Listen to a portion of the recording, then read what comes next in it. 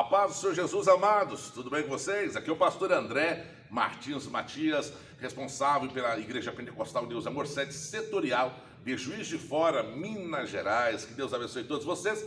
Estamos em mais um momento teológico, que são 16 diálogos que estamos tendo aqui sobre as doutrinas básicas da Bíblia Sagrada. E este momento é junto com o projeto Expansão Jovem. E hoje temos um tema muito interessante que é chamado soteriologia. Muitas pessoas nunca ouviram falar esse nome. E para conversar sobre esse tema, estamos aqui com a nossa querida irmã Angélica. A paz do Senhor Jesus, irmã Angélica. A paz do Senhor Jesus, pastor. Motivo de muita alegria estar aqui, gente. Que responsabilidade estar com o nosso pastor. Privilégio muito grande, muito querido. Tudo bem? Tudo jóia, Preocupada? graças a Deus. Um pouquinho nervosa. A paz do Senhor Jesus a todos que estão nos vendo, quer seja pelo Facebook, o Instagram, o YouTube. Estamos felizes por essa responsabilidade. Eu tenho certeza que Deus vai falar fortemente em cada coração. Ok, ela quase não gosta de falar. Fale o que é soteriologia. Soteriologia, irmãos, vem da palavra grega, sotéria, que quer dizer a instrução ou doutrina a respeito da salvação, né? Fomos aí restituídos por Deus de um perigo eminente.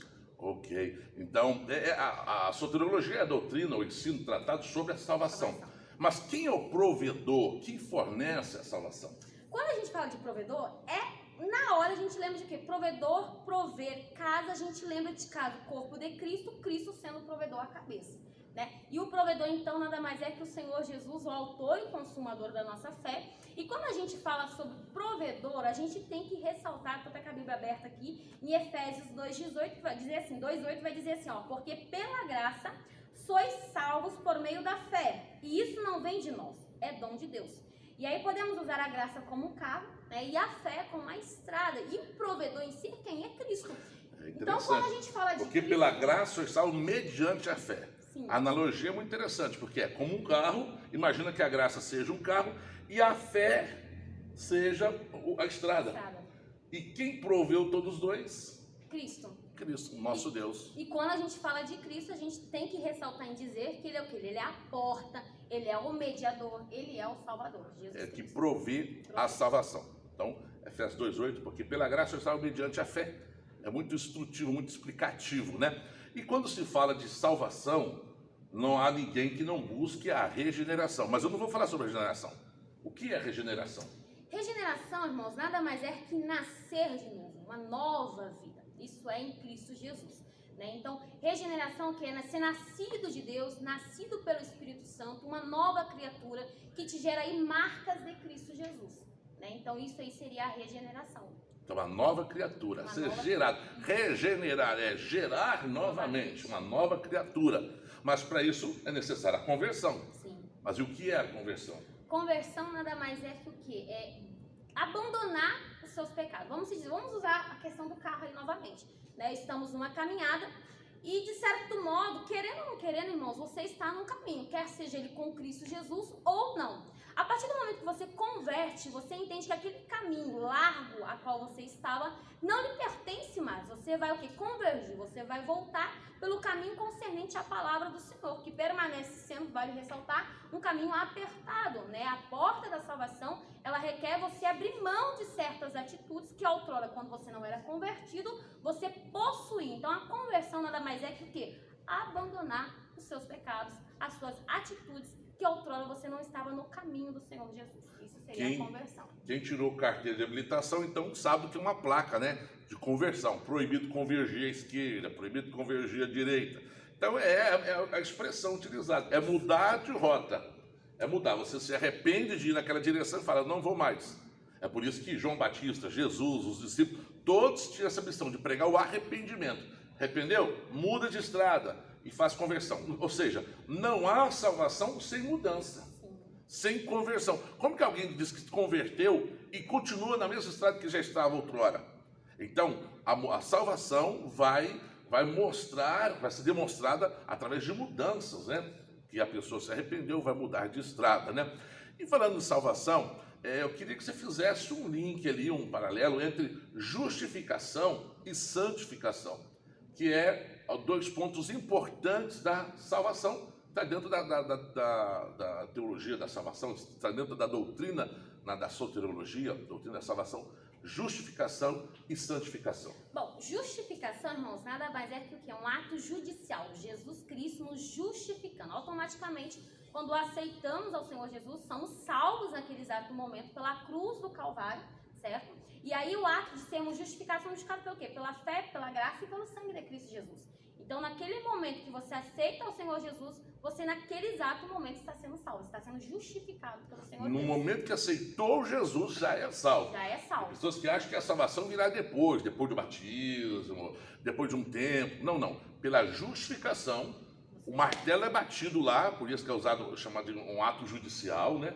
É um veredito, salvo. Romanos 8:1 vai dizer, porque agora não há mais condenação para os que estão em Cristo Jesus. É claro que como salvo você precisa batizar, você precisa participar da comunhão com os santos, comunhão da Santa Ceia, mas para justificação, no ato de você aceitar Jesus como ladrão da cruz, aceitou Jesus, já é alcançado pela salvação. E a santificação? Santificação a gente sempre ouve dizer, né, nada mais é que a separação, né, sermos separados, deixando certas atitudes que ao sermos santificados entendemos que tudo me é lícito, mas realmente não é tudo que me convém. O servo de Deus sabe se compor, sabe falar, sabe se vestir, né? Mediante a palavra do Senhor vai te instruir, então você vai ser santificado pela palavra. É uma prática de vida, então. Isso. É um processo. Uma mudança que tem que ser. É então que vai diferenciar da justificação. Assim como no ato na justificação você é salvo no ato da conversão, né? Pelo sacrifício de Jesus, a santificação começa ali, né? Então ali já toda a sua vida, a justificação um momento só, já foi justificado. Agora a santificação é desde o dia que você aceitou Jesus até o dia que você morrer. É a vida toda, é todo um processo de santificação. E nós, quais são os instrumentos da santificação? Se somos santificados, o que nos santifica? Alguma coisa vai precisar nos santificar. E a gente se santifica como? Quais os instrumentos da santificação? Bom, temos 4 instrumentos aí fundamentais, que seriam o que? O sangue de Jesus, a palavra de Deus, o Espírito Santo e a fé. Amém. 4 instrumentos essenciais na vida de um cristão. A Bíblia Sagrada, o sangue de Jesus, o Espírito Santo e a fé. Que somos santificados dia após dia, todos os momentos, né? Até o dia que nós partimos para a glória, né? Amém. Até o dia que chegamos lá diante de Deus, nosso Pai. E assim, o que é que a santificação ela requer? O que ela ocasiona? Eu vou dizer até uma expressão, quais as consequências dessa santificação? Nesse momento, gente, pega papel e caneta, vamos lá. Ó. Requer o quê? Comunhão com Cristo. Temos que ter comunhão com Cristo. E não é apenas comunhão com Cristo, temos que ter comunhão com os nossos irmãos. Sim, o corpo de Cristo. Né? Então vamos lá, comunhão com Cristo, comunhão com o corpo, com os cristãos, com os crentes. É isso aí, irmão. Tem que ter comunhão com o teu vizinho do lado aí. Não tem esse negócio, não tem dois. Vamos supor, o irmão vai para um canto. Não, temos que ter comunhão. Tá bom? Temos que ter aí uma vida de oração, é totalmente essencial a vida de oração, a obediência à palavra de Deus. Certa vez, pastor, já aproveitando o ensejo, uma criança perguntou ao pai, qual que é mais importante, a asa do avião, direita ou esquerda? E o pai, uai filho, os dois. E eu já ouvi certas pessoas a perguntar, qual que será que é mais importante, a oração ou a palavra? Os dois têm que andar juntos. Temos que ter uma vida contínua de oração e andarmos na obediência à palavra do Senhor. Também temos que ter amor à justiça, sim, e odiar a iniquidade. Sermos submissos à palavra do Senhor Deus e o quê? Sermos cheios do Espírito Santo. E não esquecendo, gente, mortificação do pecado, abrir mão do pecado. Isso aí. Então, é interessante, porque a gente entra naquela pergunta, né? Uma pergunta simplesmente sem resposta. Quem vem primeiro, o ovo ou a galinha? A gente sabe que é a galinha, né? Que Deus fez. Porque, na verdade, esses requisitos, eles geram a santificação. E automaticamente a santificação também gera esses requisitos, esses pontos. Por quê? Se eu tenho comunhão com Deus, eu vou me santificando. Se eu me santifico, eu tenho comunhão com Deus. Se eu tenho comunhão com meus irmãos, isso me ajuda a me santificar. Se eu tenho santificação, eu tenho comunhão com os meus irmãos. Então, no final das contas, é um ciclo virtuoso, né? Que isso te leva a buscar mais e mais. É muito lindo, né? A gente, claro, eu deixo sempre bem evidente aqui, Não temos a menor pretensão de esgotar o assunto, né? Então você pode estudar aí anos a fio sobre soteriologia, tem muita coisa, apenas aqui um diálogo, não há erudição alguma aprofundada aqui não, a gente apenas está dialogando sobre essa terminologia, né? A soteriologia. É mais para aguçar a curiosidade da galera, do pessoal que nos acompanha, para buscar ler mais, conhecer mais a Santa Palavra de Deus. Então queremos convidar você a buscar conhecer mais e mais, principalmente sobre esse tema tão interessante que é a soteriologia, doutrina da salvação, porque diz respeito a nós, todos os santos, né? E é o caminho que a gente tem que trilhar. Que Deus abençoe, foi muito bom. Amém. Não posso esquecer, geralmente costumo esquecer. É uma lembrancinha, um mimo aqui, né, do momento teológico, que é uma canetinha com uma bíbliazinha escrito momento teológico, né?